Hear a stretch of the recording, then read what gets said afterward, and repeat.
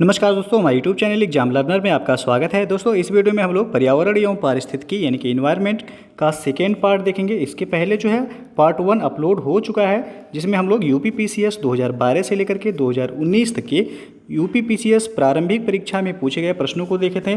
और ये आपका सेकेंड पार्ट है। इसमें हम लोग यूपीपीसीएस 2012 से लेकर के 2017 तक के मेंस एग्जाम में जो है पूछे गए प्रश्नों को देखेंगे। तो दोस्तों, वीडियो को लाइक शेयर कर दीजिएगा और चैनल को अभी तक आप सब्सक्राइब नहीं किए हैं तो चैनल को सब्सक्राइब कर लीजिएगा, साथ में बेल आइकन को प्रेस कर लीजिएगा, जिससे आने वाले अगले वीडियो का नोटिफिकेशन आपको पहले मिल जाए। और इसका पीडीएफ आपको हमारे टेलीग्राम चैनल पर मिल जाएगा। नीचे डिस्क्रिप्शन में टेलीग्राम का लिंक दे दिया गया, वहाँ से ज्वाइन करके आप पीडीएफ डाउनलोड कर सकते हैं। तो चलिए शुरू करते हैं। तो इसमें जो है ये आपका 2017 मेंस में जो है पूछा गया है कि 2015 में निम्नलिखित राज्यों में से किसके भौगोलिक क्षेत्रफल का सबसे अधिक प्रतिशतांश वनों के अंतर्गत था। तो इसका जो सही आंसर हो जाएगा ऑप्शन डी, मिजोरम में। 2015 में भी जो है सर्वाधिक प्रतिशत वाला वन जो है वह आपका मिजोरम में था। और वर्तमान 2019 का जो ISFR का रिपोर्ट आया है, उसमें भी जो है मिजोरम सर्वाधिक प्रतिशत के आधार पर वन वाला जो है राज्य है। और भारत का जो बनावरण है वो आपका 21.67% है। ये जो है याद रखिएगा, भारत का बनावरण ISFR 2019 की रिपोर्ट के अनुसार 21.67% है। और बनावरण प्लस वृक्षावरण दोनों देखा जाए तो वह 24.56% है। और सर्वाधिक जो है वन वो आपके मध्य प्रदेश में है। सर्वाधिक वनों वाला जो राज्य है वह मध्य प्रदेश है। और प्रतिशत के आधार पर देखा जाएगा तो मिजोरम है। और सर्वाधिक वनों में जो है क्षेत्रफल में वृद्धि करने वाला राज्य जो है वह कर्नाटक है। तो ये जो है याद रखिएगा। अगला प्रश्न अब आपका, पर्यावरण के परिरक्षण एवं संरक्षण हेतु पर्यावरण संरक्षण अधिनियम भारत सरकार द्वारा कब पारित किया गया था। तो इसे जो है 1986 में पारित किया गया था। ये ऑप्शन सही हो जाएगा। पर्यावरण के परिरक्षण एवं संरक्षण हेतु पर्यावरण संरक्षण अधिनियम एक्ट भारत में वर्ष 1986 में पारित हुआ था। तो ये ऑप्शन जो है सही हो जाएगा यहाँ। अगला क्वेश्चन अब आपका, निम्नलिखित में से कौन सी एक वायुमंडल में अस्थायी गैस है। तो इसका सही आंसर होगा ऑप्शन सी, नाइट्रोजन। वायुमंडल में अस्थायी गैस उन गैसों को कहते हैं जिनका प्रतिशत दिन प्रतिदिन नहीं बदलता है। और इन गैसों में मुख्यतः आपका नाइट्रोजन है, ऑक्सीजन है एवं आर्गन को रखा जाता है। तो यहाँ आपका नाइट्रोजन दिया गया है, तो सी ऑप्शन सही हो जाएगा। अगला प्रश्न अब आपका, ग्रीन वाश इंगित करता है। तो इसका सही आंसर हो जाएगा ऑप्शन डी, पर्यावरण संरक्षण का झूठा वादा करना जो है इंगित करता है ग्रीन वाश। तो डी ऑप्शन जो है सही हो जाएगा यहाँ। अगला क्वेश्चन अब आपका, निम्नलिखित संस्थानों में किस में पर्यावरण सूचना प्रणाली इनविस का जनसंख्या एवं पर्यावरण केंद्र स्थित है। तो इसका सही आंसर हो जाएगा ऑप्शन सी से होगा, IIPS मुंबई में। पर्यावरण सूचना प्रणाली जिसको इनविस कहा जाता है का जनसंख्या पर्यावरण केंद्र यानी कि मीडिया, पर्यावरण शिक्षा और सतत विकास, ये जनसंख्या विज्ञान के अंतर्राष्ट्रीय संस्थान IIPS मुंबई देवनार में स्थित है। स्थान पूछा जाएगा कहाँ, तो मुंबई देवनार में जो है स्थित है। सी ऑप्शन सही हो जाएगा। अगला प्रश्न अब आपका, जर्मन वॉच द्वारा प्रकाशित 2017 climate change performance index CCPI के अनुसार विश्व के 58 देशों में भारत का स्थान कौन सा है। तो भारत का स्थान इसमें जो है 20वां था। डी ऑप्शन जो है सही हो जाएगा। और 2020 में जो है जलवायु परिवर्तन प्रदर्शन सूचकांक में भारत का स्थान जो है वह 9वां है। तो ये जो है लेटेस्ट आपको याद रखना है यहाँ। किसके द्वारा ये जो है प्रकाशित किया जाता है, तो जर्मन वॉच द्वारा ये प्रकाशित किया जाता है। अगला प्रश्न है आपका, राष्ट्रीय पर्यावरण अभियांत्रिकी शोध संस्थान जिसको नीरी कहा जाता है कब और कहाँ स्थापित किया गया था। तो इसका सही आंसर हो जाएगा ऑप्शन बी से होगा, 1958 में नागपुर में स्थापित किया गया था।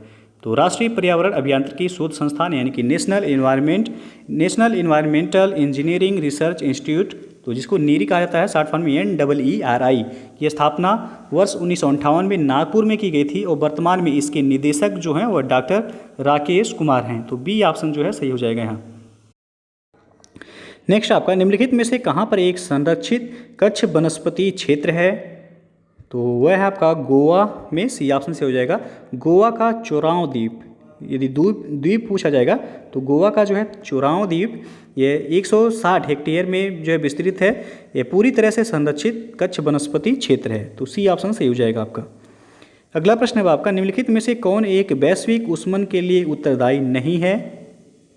तो वह है आपका आर्गन। सी ऑप्शन जो है सही हो जाएगा यहाँ। बाकी सभी यहाँ जो है मीथेन, जलवाष्प और कार्बन डाइऑक्साइड, ये सभी जो है ग्लोबल वार्मिंग के लिए जो है उत्तरदायी हैं। अगला प्रश्न अब आपका पृथ्वी सम्मेलन +5 आयोजित हुआ था। तो ये आपका 1997 में आयोजित किया गया था और पहली बार पृथ्वी सम्मेलन ये आपका 1992 में जो है ब्राज़ील के रियो डी जेनेरियो में जो है संपन्न हुआ था। अगला प्रश्न है आपका निम्नलिखित में से कौन सा एक भारत के राष्ट्रीय जलवायु परिवर्तन कार्य योजना के 8 मिशनों में शामिल नहीं है। तो वह है आपका नाभिकीय शक्ति। सी ऑप्शन जो है सही हो जाएगा यहाँ। भारत के राष्ट्रीय जलवायु परिवर्तन कार्य योजना में के अंतर्गत जो है 8 राष्ट्रीय मिशन शामिल किए गए हैं, जिनमें आपका नाभिकीय शक्ति शामिल नहीं है। इसमें सौर शक्ति है, वनीकरण है और अपशिष्ट से ऊर्जा परिवर्तन, ये सभी जो है शामिल है आपका। और इसमें आपका राष्ट्रीय हरित मिशन है और राष्ट्रीय जल मिशन है इसमें, और राष्ट्रीय सतत कृषि मिशन है और राष्ट्रीय जलवायु परिवर्तन कार्य नीतिक ज्ञान मिशन है। तो ये सभी जो है 8 इसमें मिशन शामिल हैं, नाभिकीय शक्ति शामिल नहीं है। अगला प्रश्न है आपका निम्नलिखित देशों में से किसमें कुल भौगोलिक क्षेत्रफल के 70% भाग पर वन बनाए रखने का संवैधानिक प्रावधान है। तो इसका सही आंसर हो जाएगा ऑप्शन सी, भूटान। भूटान सरकार ने अपने देश में कुल भौगोलिक क्षेत्रफल के कम से कम 60% भाग पर वन बनाए रखने के लिए संवैधानिक प्रावधान किया है और वर्तमान में भूटान का लगभग जो है 72% भूभाग वनों से आच्छादित है। अगला जो प्रश्न है आपका निम्नलिखित में से कौन एक भारत का बायोडायवर्सिटी हॉटस्पॉट नहीं है। तो वह है आपका विंध्यन। बी ऑप्शन जो है सही हो जाएगा। हिमालय, उत्तर पूर्वी भारत और पश्चिमी घाट, ये सभी जो है बायोडायवर्सिटी हॉटस्पॉट हैं, पर विंध्यन जो है इसमें शामिल नहीं है आपका। बी ऑप्शन सही हो जाएगा। अगला क्वेश्चन है आपका निम्नलिखित में से कौन एक जैविक अनुक्रमण की प्रावस्थाओं का सही क्रम है। इसका सही आंसर होगा ऑप्शन ए, नगनीकरण, प्रवास, आस्थापन, प्रतिक्रिया और स्थिरीकरण। ओडम नामक वैज्ञानिक ने जो है अनुक्रमण को एक क्रमागत विधि बताया और जैविक अनुक्रमण का सही क्रम उसने बताया नगनीकरण, उसके बाद दूसरा प्रवास, तीसरा आस्थापना और चौथा आपका प्रतिक्रिया और पांचवा जो है स्थिरीकरण। तो ये ऑप्शन जो है सही हो जाएगा यहाँ। अगला क्वेश्चन आपका यमुना एक्शन प्लान औपचारिक रूप से प्रारंभ किया गया था कब। तो ये 1993 में प्रारंभ किया गया था। सी ऑप्शन सही हो जाएगा। यमुना कार्य योजना यानी कि यमुना एक्शन प्लान, यह गोमती कार्य योजना इसे कहा जाता है। तो यह अप्रैल 1993 में गंगा कार्य योजना द्वितीय चरण, जो कि गंगा कार्य योजना का प्रथम चरण जो था वह 1985 में था, के तहत अनुमोदित किया गया। यमुना कार्य योजना का प्रथम चरण अप्रैल 1993 से वर्ष 2003 तक कार्यान्वित किया गया और यमुना कार्य योजना का द्वितीय चरण वह दिसंबर 2004 से शुरू हुआ था।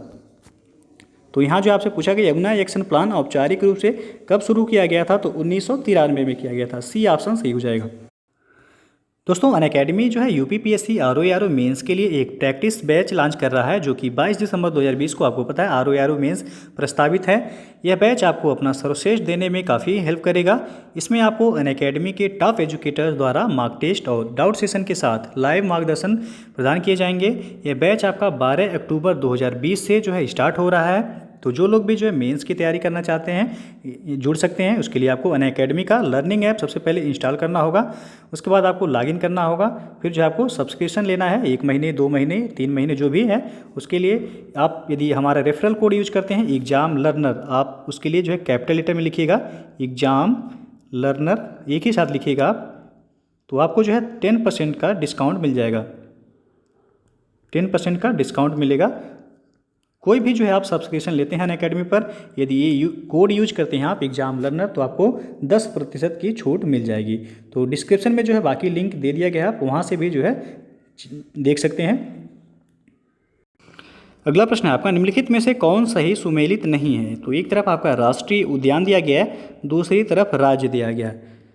तो यहाँ बांदीपुर ये ऑप्शन है, कर्नाटक में है, बिल्कुल सही है। राजाजी राष्ट्रीय उद्यान उत्तराखंड में है, ये भी सही है। सिमलीपाल राष्ट्रीय उद्यान उड़ीसा में है। और डी ऑप्शन जो दिया गया है पिन वैली जम्मू कश्मीर, ये आपका गलत है। पिन वैली राष्ट्रीय उद्यान कहाँ है, तो यह हिमाचल प्रदेश में है। पिन वैली राष्ट्रीय उद्यान कहाँ है, तो यह हिमाचल प्रदेश में। तो डी ऑप्शन आपका सुमेलित नहीं है। अगला प्रश्न है आपका शुक्ला फांटा वन्यजीव अभ्यारण्य कहाँ स्थित है। तो इसका सही आंसर हो जाएगा ऑप्शन ए से होगा नेपाल में। शुक्ला फांटा वन्यजीव अभयारण्य नेपाल के तराई के दक्षिणी पश्चिम क्षेत्र के कंचनपुर जिले में जो है 305 वर्ग किलोमीटर क्षेत्र में जो है ये फैला हुआ है। अगला प्रश्न है अब आपका, नीरू मेरू जल संग्रहण कार्यक्रम भारत के निम्नलिखित राज्यों में से किसमें वर्ष 2000 में प्रारंभ किया गया था? तो ये आंध्र प्रदेश में शुरू किया गया था। सी ऑप्शन जो है सही हो जाएगा। नीरू मेरू जो कि जल और आप जल संग्रहण कार्यक्रम भारत के आंध्र प्रदेश में मई 2000 में ये प्रारंभ किया गया था।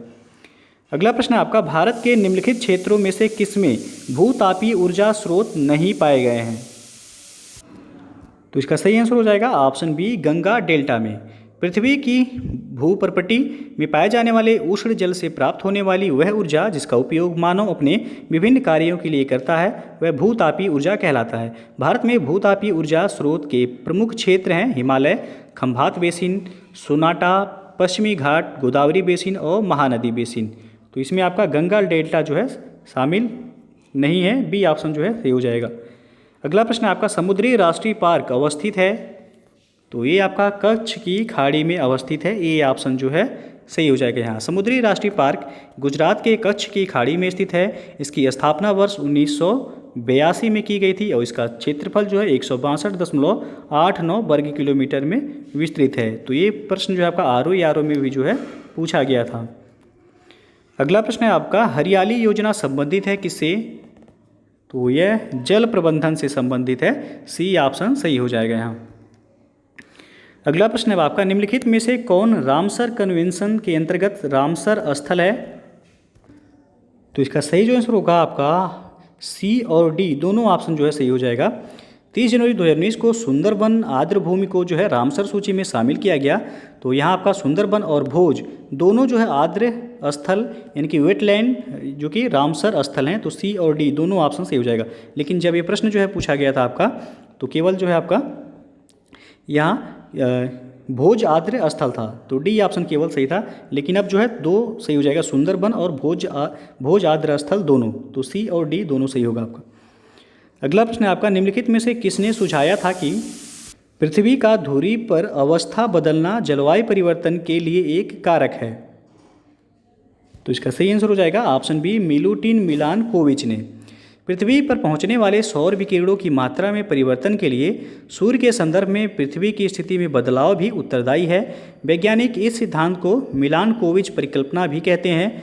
उल्लेखनीय है कि मिलुटिन मिलानकोविच यह सर्बिया के जो है खगोलविद हैं। कहाँ के हैं? तो ये सर्बिया के खगोलविद हैं। तो ये बी ऑप्शन जो है यहाँ सही होगा। अगला प्रश्न है आपका, निम्नलिखित में से किसे हाल ही में टाइगर रिजर्व घोषित किया गया है? इसका सही आंसर होगा ऑप्शन बी, राजाजी राष्ट्रीय पार्क को। वर्ष 2015 में उत्तराखंड स्थित राजाजी राष्ट्रीय उद्यान को टाइगर रिजर्व का दर्जा प्राप्त हो गया और यह भारत का 48वां टाइगर रिजर्व है। इसके बाद असम स्थित ओरंग राष्ट्रीय उद्यान देश का 49वां टाइगर रिजर्व बना और असम स्थित काजीरंगा राष्ट्रीय पार्क को वर्ष 2006 में टाइगर रिजर्व घोषित किया गया था। तो वर्तमान में जो है कुल कितने टाइगर रिजर्व हैं भारत में? तो 50 टाइगर रिजर्व हैं। ये जो है याद रखिएगा। अगला क्वेश्चन है आपका, निम्नलिखित में से किसमें सर्वाधिक जैव विविधता पाई जाती है? तो इसका सही आंसर होगा ऑप्शन बी, उष्णकटिबंधीय वर्षा वन बायोम में। किसी निश्चित भौगोलिक क्षेत्र में पाए जाने वाले जीवों की संख्या तथा उनकी विविधता को जैव विविधता कहा जाता है। उष्णकटिबंधीय वर्षा वनों में पृथ्वी के सभी पारिस्थितिक तंत्रों में सर्वाधिक जैव विविधता पाई जाती है और उष्णकटिबंधीय वर्षा वन भूमध्य रेखा के आसपास जो है वह विस्तृत होते हैं। तो बी ऑप्शन सही हो जाएगा। ये जो है इंपॉर्टेंट क्वेश्चन है, कई बार जो है पूछा गया है इसका। अगला प्रश्न अब आपका, कथन ए दिया गया है, पारंपरिक खेती के आधुनिक वैज्ञानिक खेती में रूपांतर में हरित क्रांति की तकनीक की महत्वपूर्ण भूमिका रही है। कारण आर है, इसमें सामाजिक एवं पर्यावरणीय लागत सम्मिलित नहीं होती है। तो नीचे दिए गए कूट से सही उत्तर चुनिए। तो यहाँ जो आपका सही होगा बी विकल्प से हो जाएगा। ए तथा आर दोनों सही है, परंतु आर ए की सही व्याख्या नहीं है। हरित क्रांति के कारण जो है भारतीय कृषि अपने जीवन निर्वाहक स्वरूप के बजाय व्यापारिक तथा बाजारोन्मुख रूप ग्रहण करती जा रही है। भारतीय खेती के वैज्ञानिक खेती का रूप धारण करने में हरित क्रांति का महत्वपूर्ण योगदान रहा, परंतु हरित क्रांति का लाभ आज तक जो भी दर्शाया जाता है रहा है उसमें हरित क्रांति के कारण होने वाली सामाजिक एवं पर्यावरणीय क्षति को शामिल नहीं किया जाता है। अतः दोनों अलग अलग तथ्य हैं। ये दोनों तथ्य जो है आपके सही हैं, लेकिन एक दूसरे तथ्य की स्पष्ट व्याख्या नहीं करते हैं। तो बी ऑप्शन जो आपका सही हो जाएगा। और याद रखिएगा, हरित क्रांति की शुरुआत पूछा जाता है कब हुआ था, तो 1966-67 में जो है हरित क्रांति की शुरुआत हुई थी। अगला प्रश्न है आपका, निम्न में से किसने सर्वप्रथम गहन पारिस्थितिकी यानी कि डीप इकोलॉजी शब्द का प्रयोग किया था? तो इसका सही आंसर हो जाएगा ऑप्शन डी, अर्नीज नेस ने। अर्नीज नेस ने 1973 ईस्वी में सर्वप्रथम गहन पारिस्थितिकी यानी कि डीप इकोलॉजी शब्द का प्रयोग किया था। अगला प्रश्न है आपका, जैव ईंधन के संबंध में निम्न में से कौन सा कथन सत्य नहीं है? तो यहाँ जो सही हो जाएगा आपका बी ऑप्शन सही हो जाएगा, जैव ईंधन लागत प्रभावी होता है। तो ये आपका सही नहीं है। अगला प्रश्न है आपका, अंतर्राष्ट्रीय टाइगर दिवस मनाया जाता है कब? तो इसका सही आंसर हो जाएगा ऑप्शन बी से हो जाएगा, 29 जुलाई को अंतर्राष्ट्रीय टाइगर दिवस के रूप में जो है मनाया जाता है। और टाइगर से रिलेटेड जो है प्रश्न आपका 2019 में, ये 2018 का डाटा 2019 में प्रस्तुत किया गया था टाइगर रिपोर्ट। तो भारत में कुल 2967 टाइगर हैं वर्तमान में, और सर्वाधिक टाइगर जो है वह मध्य प्रदेश में है। सर्वाधिक टाइगर कहाँ है? तो मध्य प्रदेश में है 526। उसके बाद जो है कर्नाटक में है 524। उसके बाद तीसरे नंबर पर जो है वह उत्तराखंड है, और चौथे नंबर पर जो है महाराष्ट्र है। तो ये जो है याद रखिएगा। अगला प्रश्न है आपका, निम्नलिखित में से कौन एक पारिस्थितिक तंत्र के संबंध में सही नहीं है? तो इसका सही जो आंसर हो जाएगा आपका ऑप्शन डी, यहाँ लिखा हुआ है यह एक बंद तंत्र होता है। ये आपका गलत है।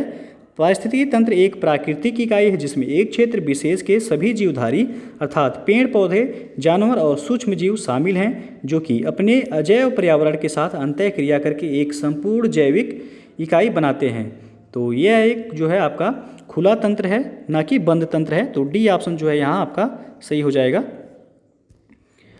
अगला प्रश्न अब आपका, भारत का राष्ट्रीय जैविक उद्यान स्थित है? तो यह नई दिल्ली में स्थित है। सी ऑप्शन जो है सही हो जाएगा। अगला प्रश्न अब आपका, निम्न में से किस वर्ष भारत सरकार द्वारा केंद्रीय गंगा प्राधिकरण का गठन किया गया? तो इसका सही आंसर हो जाएगा ऑप्शन सी, 1985 में केंद्रीय गंगा प्राधिकरण का गठन किया गया था। केंद्रीय गंगा प्राधिकरण का गठन जो है तत्कालीन प्रधानमंत्री राजीव गांधी की अध्यक्षता में फरवरी 1985 में किया गया, और सितंबर 1995 में इसका नाम बदल करके जो है राष्ट्रीय नदी संरक्षण प्राधिकरण यानी कि NRCA कर दिया गया। अगला प्रश्न है आपका, विश्व पर्यावरण दिवस मनाया जाता है? तो आप सबको पता होगा विश्व पर्यावरण दिवस 5 जून को जो है मनाया जाता है। और पहली बार जो है विश्व पर्यावरण दिवस कब मनाया गया था? तो 1973 में जो है ये मनाया गया था। 5 जून 1973 को यह मनाया गया था। अगला प्रश्न है आपका कि भारत का राष्ट्रीय सामुद्रिक पार्क स्थित है? तो इसका सही आंसर होगा ऑप्शन ए से हो जाएगा, कच्छ में। भारत के प्रथम राष्ट्रीय सामुद्रिक पार्क की स्थापना वर्ष 1982 में गुजरात के जामनगर जिले में कच्छ की खाड़ी में की गई थी। तो ये ऑप्शन जो है यहाँ सही हो जाएगा आपका। अगला क्वेश्चन है आपका, हरियाली योजना संबंधित है किससे? तो यह जल प्रबंधन से संबंधित है आपका। डी ऑप्शन जो है सही हो जाएगा यहाँ। और अगला प्रश्न है आपका, निम्नलिखित युग्मों में से कौन सा सही सुमेलित नहीं है? तो एक तरफ आपका जैवमंडल आकार दिया गया है, दूसरी तरफ अवस्थिति दी गई है। तो कौन सुमेलित नहीं है ये आपको बताना है। तो मानस दिया गया है मेघालय, तो ये जो है पहला ही आपका गलत है। मानस जो है कहाँ है? तो ये असम में है। मानस जैवमंडल यह आपका असम में है, नंदा देवी उत्तराखंड में है, कंचनजंगा सिक्किम में, अगस्त्य मलाई जो है ये केरल में है। तो ये ऑप्शन जो है आपका सुमेलित नहीं है यहाँ। अगला क्वेश्चन है आपका, निम्नलिखित में से किसने सर्वप्रथम बायोडायवर्सिटी शब्द का प्रयोग किया था? तो इसका सही आंसर हो जाएगा option C, Walter G Rosen ने। प्रारंभ में जैव विविधता शब्द को अंग्रेजी शब्द बायोलॉजिकल डायवर्सिटी के रूप में जो है रेमंड एफ दासमैन ने वर्ष 1968 में अपनी पुस्तक a different kind of country में दिया था और बाद में जैव विविधता के अंग्रेजी शब्द बायोलॉजिकल डायवर्सिटी से परिवर्तित कर बायोडायवर्सिटी के रूप में सर्वप्रथम WG रोजेन ने प्रयोग किया था। तो यहाँ आपका सी ऑप्शन सही हो जाएगा। अगला प्रश्न है आपका, निम्न में से किसने तिब्बत पठार के ऊपर वर्ष 2005 में ओजोन आभा मंडल यानी कि ओजोन हेलो का पता लगाया था? तो इसका सही आंसर हो जाएगा ऑप्शन सी, GW केंट मूर ने। टोरंटो विश्वविद्यालय के वैज्ञानिक GW केंट मूर के नेतृत्व में अनुसंधानकर्ताओं ने वर्ष 2005 में तिब्बत पठार के ऊपर ओजोन हेलो का पता लगाया था। तो सी ऑप्शन सही हो जाएगा आपका। अगला क्वेश्चन है, वैज्ञानिकों की निम्न टीमों में किसने सर्वप्रथम अंटार्कटिका के ऊपर ओजोन छिद्र का पता लगाया? तो इसका सही आंसर हो जाएगा ऑप्शन डी, ब्रिटिश टीम ने। सर्वप्रथम ब्रिटिश दल ने वर्ष 1985 में टोटल ओजोन मैपिंग स्पेक्ट्रोमीटर की मदद से अंटार्कटिका के ऊपर ओजोन छिद्र का पता लगाया था। अगला क्वेश्चन आपका, निम्नलिखित में से कौन एक वायु प्रदूषण की रोकथाम की एक यंत्रीय विधि नहीं है? तो वह आपका साइक्लोन डिवाइडर, डी ऑप्शन जो है सही हो जाएगा। साइक्लोन डिवाइडर यह वायु प्रदूषण की रोकथाम की यंत्रीय विधि नहीं है। गैसीय व कणकीय पदार्थों द्वारा होने वाले वायु प्रदूषण को रोकने के लिए कई प्रकार के यंत्रों का प्रयोग किया जाता है और कारखानों की चिमनियों से निस्सरित धुएं तथा कालिक के साथ मिश्रित कणकीय पदार्थों को अलग करने के लिए प्रयोग किए जाने वाले विशिष्ट फिल्टर को बैग फिल्टर कहते हैं। तो यहाँ जो है आपका डी ऑप्शन सही हो जाएगा। अगला प्रश्न है आपका, निम्नलिखित में से कौन एक वायु प्रदूषण से संबंधित नहीं है? तो यहाँ जो है आपका सी ऑप्शन दिया गया, यूट्रोफिकेशन। यूट्रोफिकेशन यह जल प्रदूषण से संबंधित है। किससे? तो यह जल प्रदूषण से आपका संबंधित है। सी ऑप्शन जो है सही हो जाएगा। बाकी स्मॉग, अम्ल वर्षा और एस्बेस्टोसिस ये सभी जो है आपके वायु प्रदूषण से संबंधित हैं। अगला प्रश्न है आपका, पेड़ पौधों एवं जंतुओं की सर्वाधिक विविधता विशेषता है? तो ये आपका उष्णकटिबंधीय आर्द्र वन की विशेषता है। बी ऑप्शन जो है सही हो जाएगा। पेड़ पौधों एवं जंतुओं की सर्वाधिक विविधता यह उष्णकटिबंधीय आर्द्र वन में पाई जाती है। अगला प्रश्न है आपका, बाघों का प्रमुख रिजर्व सरिस्का किस राज्य में स्थित है? तो ये आपका राजस्थान में है। बी ऑप्शन सही हो जाएगा। सरिस्का टाइगर रिजर्व राजस्थान के अलवर जिले में स्थित है। इसे 1955 में वन्यजीव अभ्यारण्य और 1978 में टाइगर रिजर्व घोषित किया गया था। अगला क्वेश्चन आपका, भारत के निम्न टाइगर रिजर्व में से कौन सा मिजोरम में अवस्थित है? तो ये आपका डम्फा, सी ऑप्शन जो है सही हो जाएगा। मेलघाट टाइगर रिजर्व ये कहाँ है? तो महाराष्ट्र में है। मेलघाट महाराष्ट्र में है। बुक्सा कहाँ है? तो पश्चिम बंगाल में है। बुक्सा पश्चिम बंगाल में है। और भद्रा ये आपका कर्नाटक में है। तो ये सभी जो याद रखिएगा। डम्फा कहाँ है? तो ये आपका मिजोरम में है। तो सी ऑप्शन जो है सही हो जाएगा यहाँ। अगला प्रश्न अब आपका, पर्यावरण के संदर्भ में भारत में पाए जाने वाले हॉट स्पॉट हैं? तो ये जो है आपका सी ऑप्शन से हो जाएगा, पूर्वी हिमालय श्रृंखला और पश्चिमी घाट। तो ये पूर्वी हिमालय श्रृंखला और पश्चिमी घाट ये भारत में पाए जाने वाले जो है हॉट स्पॉट हैं। अगला प्रश्न है आपका कि भारत के किस राज्य में उसके क्षेत्र का अधिकतम प्रतिशत क्षेत्र वनाच्छादित है? तो यह आपका मिजोरम, सी ऑप्शन जो है सही हो जाएगा। तो भारत वन स्थिति रिपोर्ट 2019 के अनुसार जो है सर्वाधिक वन प्रतिशत वनाच्छादित वाला जो प्रतिशत के आधार पर वह मिजोरम है। और प्रतिशत यदि देखा जाए ओवरऑल कि वन सर्वाधिक वन वाला राज्य जो है वो आपका मध्य प्रदेश है। यानी कि ओवरऑल सर्वाधिक वन किस राज्य में है? मध्य प्रदेश में है। और प्रतिशत के आधार पर जो है मिजोरम में सर्वाधिक वन है। और 2019 यानी कि भारत वन स्थिति रिपोर्ट 2019 के अनुसार सर्वाधिक वन क्षेत्र में वृद्धि करने वाला राज्य कौन सा है? तो वह आपका कर्नाटक है। तो ये जो है याद रखिए। और भारत का वन प्रतिशत कितना है? 21.67% है। और वन और वृक्षावरण दोनों जो है पूछा जाएगा तो 24.56%। तो ये जो है याद रखिएगा। अगला प्रश्न है आपका, संयुक्त राष्ट्र संघ ने निम्न में से किसे 2011 से 20 के लिए दशक निर्दिष्ट किया है? तो इसका सही आंसर हो जाएगा ऑप्शन बी, जैव विविधता दशक। संयुक्त राष्ट्र संघ ने दिसंबर 2010 में प्रस्ताव के माध्यम से जो है 2011 से 2020 को जैव विविधता दशक जो है घोषित किया है। तो बी ऑप्शन सही हो जाएगा यहाँ। और दोस्तों जो है अनअकैडमी पर यूपीपीएससी 2020 के लिए मेगा मैराथन यूपीपीएससी में आने वाले सामान्य विज्ञान जनरल साइंस के महत्वपूर्ण संभावित प्रश्न का वीडियो यदि आप देखना चाहते हैं तो डिस्क्रिप्शन में जो है लिंक दे दिया गया है, वहाँ से आप जनरल साइंस के महत्वपूर्ण और संभावित प्रश्न जो कि आपका 11 अक्टूबर को यूपीपीसीएस का एग्जाम है उसके लिए महत्वपूर्ण है, तो आप देख सकते हैं डिस्क्रिप्शन में लिंक जो है दे दिया गया है। तो दोस्तों जो है ये था आपका पर्यावरण एवं पारिस्थितिकी का सेकेंड पार्ट, जिसमें हम लोग 2012 से लेकर के 2017 तक के यूपीपीसीएस मेंस में जो है पूछे गए सभी प्रश्नों को जो है देखें। इसके पहले जो है पार्ट 1 में हम लोग 2012 से लेकर के 2019 तक की यूपीपीसीएस प्री एग्जाम में पूछे गए प्रश्नों को देखे थे। तो जो लोग वो वीडियो नहीं देखे हैं, पार्ट 1 डिस्क्रिप्शन में लिंक दे दिया गया है, वहाँ से आप जो है पार्ट 1 का जो है भी आप देख सकते हैं। तो यदि वीडियो पसंद आया हो तो लाइक शेयर कर दीजिएगा, और चैनल को अभी तक आप सब्सक्राइब नहीं किए हैं तो चैनल को सब्सक्राइब कर लीजिएगा, साथ में बेल आइकन को प्रेस कर लीजिएगा, जिससे आने वाले अगले वीडियो का नोटिफिकेशन आपको पहले मिल जाए। और इसका PDF आपको हमारे टेलीग्राम चैनल पर मिल जाएगा। नीचे डिस्क्रिप्शन में टेलीग्राम का लिंक भी दे दिया गया, वहाँ से ज्वाइन करके आप PDF डाउनलोड कर सकते हैं। तो दोस्तों वीडियो को पूरा देखने के लिए बहुत बहुत धन्यवाद।